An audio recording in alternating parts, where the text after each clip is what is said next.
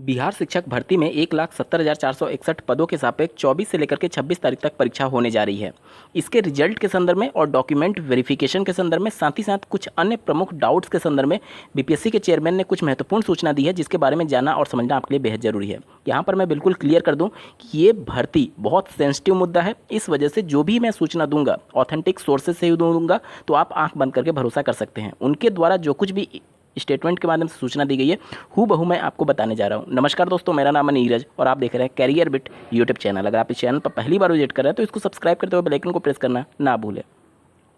सबसे पहले रिजल्ट की अगर हम लोग बात करें तो उन्होंने ये बताया कि चूंकि जब आवेदन लिए जा रहे थे उस समय तक आवेदन में अपीयरिंग वाले अभ्यर्थियों को भी शामिल कराया गया था। जैसे सीटेट अपीयरिंग को देख लीजिए, बीएड डीएलएड अपीयरिंग को देख लीजिए, वो सब भी आवेदन में सम्मिलित हुए थे। लेकिन उस समय तक कितने कैंडिडेट होंगे और इसके लिए डॉक्यूमेंट वेरिफिकेशन के समय आपका रिजल्ट जो है वो घोषित हो जाना चाहिए। साथ ही साथ आपकी परीक्षा तिथि के संदर्भ में वो मेंशन किया गया था कि अपीयरिंग वाले अभ्यर्थी तभी पात्र होंगे जब इनकी परीक्षा 31 अगस्त 2023 तक हो जानी चाहिए। मतलब कि जो भी अपीयरिंग आप होंगे, सीटेट हो गया या फिर बीएड या फिर डीएलएड, यानी आपकी डीएलएड की या फिर बीएड की जो अपीयरिंग वाली परीक्षा है वो 31 अगस्त तक हो जानी चाहिए। तो उनके द्वारा ये कहा गया है कि उन्होंने रिजल्ट के बारे में कुछ भी ऑफिशियल नोटिफिकेशन में घोषणा नहीं की थी कि आपका जो अपीयरिंग वाला रिजल्ट है वो कब तक घोषित होना चाहिए। उन्होंने ये बताया है कि चूंकि जब आवेदन लिए जा रहे थे तब तक डॉक्यूमेंट वेरिफिकेशन को लेकर के और कितने आवेदन आएंगे, रिजल्ट जारी होने में कितना समय लगेगा, इन सब को लेकर के स्थिति स्पष्ट नहीं थी, क्योंकि ये सब कुछ डिपेंड करता है टोटल नंबर ऑफ फॉर्म्स के हिसाब से। अब चूंकि उनके पास आंकड़े आ चुके हैं टोटल फॉर्म के, इस हिसाब से उन्होंने ये बताया है कि रिजल्ट जो है उनकी प्रथम प्राथमिकता रहेगी कि 1 महीने के अंदर घोषित कर दिया जाए। उन्होंने ये कहा है कि 20 से 25 सितंबर के बीच में, मतलब कि सितंबर का जो आखिरी सप्ताह चल रहा होगा 20 से 25 के बीच में, उनकी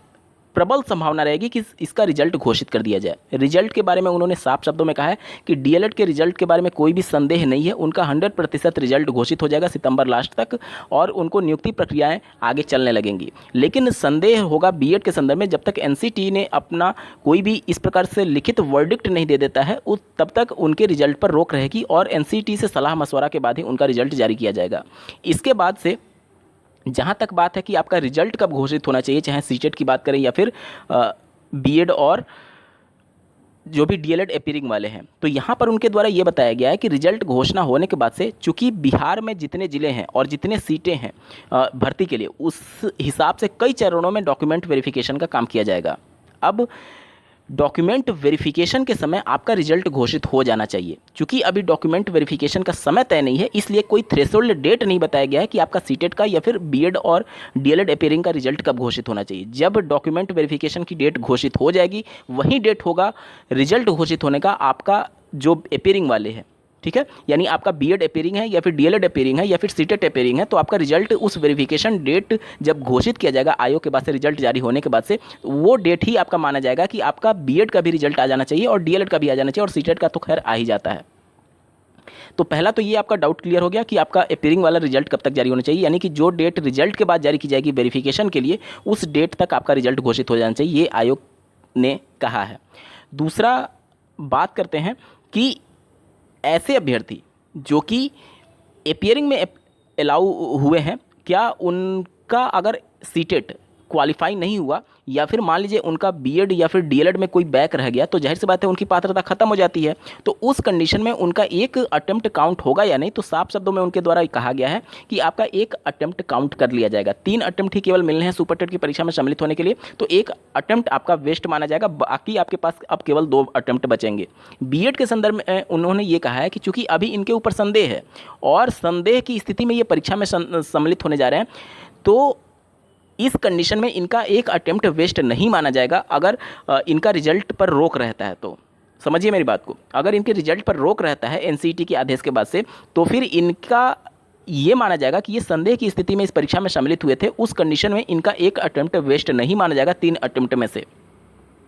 साथ ही साथ डॉक्यूमेंट वेरिफिकेशन को लेकर भी उन्होंने बहुत सारी बातें कही हैं कि आयोग जो है डॉक्यूमेंट वेरिफिकेशन, पहले प्रक्रिया ऑफलाइन होती थी तो सब कुछ रिजल्ट को वेरीफाई ऑफलाइन कराया जाता था, लेकिन अब चूंकि प्रक्रियाएं ऑनलाइन हो चुकी हैं तो उस कंडीशन में जो भी अभ्यर्थी का डॉक्यूमेंट होगा उसकी सॉफ्ट कॉपी भेजा जाएगा। साथ ही साथ इन्होंने बायोमेट्रिक डिटेल की भी बात की है कि अभ्यर्थी का बायोमेट्रिक डिटेल लिया जाएगा और अटेंडेंस भी बायोमेट्रिक हो रहा है परीक्षा में, तो ये सारे डिटेल जो है वो बिहार सरकार को भी भेजा जाएगा और ये डेटाबेस जो है भविष्य में भी रखा जाएगा। उन्होंने साफ शब्दों में उदाहरण दिया कि मान लीजिए कि राम कुमार नाम का कोई लड़का है और बाद में श्याम कुमार नाम से परीक्षा में सम्मिलित होता है या फिर कुछ भी होता है, तो यहाँ पर अभ्यर्थी की पहचान छुपाई जा सकती है लेकिन उसकी बायोमेट्रिक डिटेल नहीं छुपाई जा सकती। अभ्यर्थी के